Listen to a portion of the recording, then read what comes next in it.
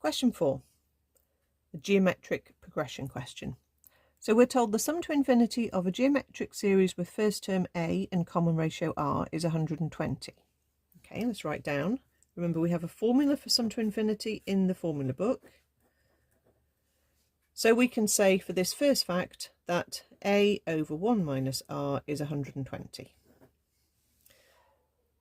Then it says the sum to infinity of another geometric series with first term a and common ratio 4r squared is 112.5. Okay, so we're still saying the first term is a, but this time the r is 4r squared.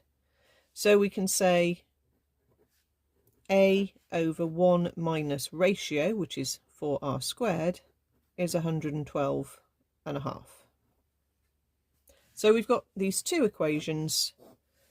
A over 1 minus r is 120. A over 1 minus 4r squared is 112.5. So we have to solve this to find r and the corresponding values of a.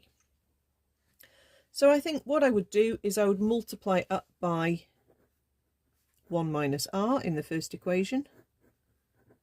And I think I'll multiply it by the denominator of the second equation as well, because that's going to give me a equals in both cases, and then I can just put these two expressions equal to each other.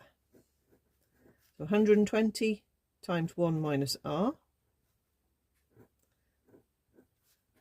is equal to 112.5 times 1 minus 4r squared. Let's times that out and gather terms together.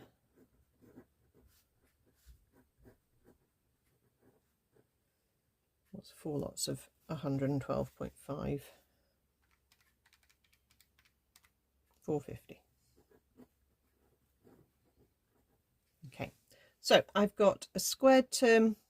I'll hop it across to make it positive, gather everything else up, see what we end up with. 450r squared minus 120r, and then we want to hop that across, sorry, so that will be plus 7.5. Still got a decimal, let's just double everything. 900r squared minus 240r plus 15 equals 0. Okay, maybe 900 and 240 will divide by 15. I think they will. Yeah, okay. So that's going to give us, if we divide through by 15, 60r squared minus 16r plus 1 equals 0. Okay, so can we make that factorize? 60 and 1, 30 and 2, 20 and 3, 15 and 4, 10 and 6, 12 and 5. Oh look, 10 and 6 are going to work. So using a 10 and a 6, both of them minuses, that gives me the plus at the end for plus 1. So that gives me r is a 10th or r is a 6th. Now both of those answers are possible because they're both underneath 1, or basically in between minus 1 and plus 1, which is what we need for a sequence to have a sum to infinity. Okay, so those are our possible values of r. I can then take these and substitute them back into either of these two answers to find the a. I'll go for 120 times 1 minus r. Okay, so that will give me 120 times 9/10, which is 108. Okay, let's put a line down.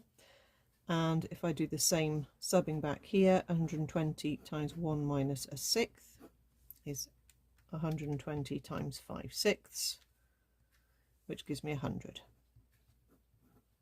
Okay, so those are our two pairs of answers. Okay, 1/10 pairing up with a is 108 or r is 1/6, and that would give me a is 100.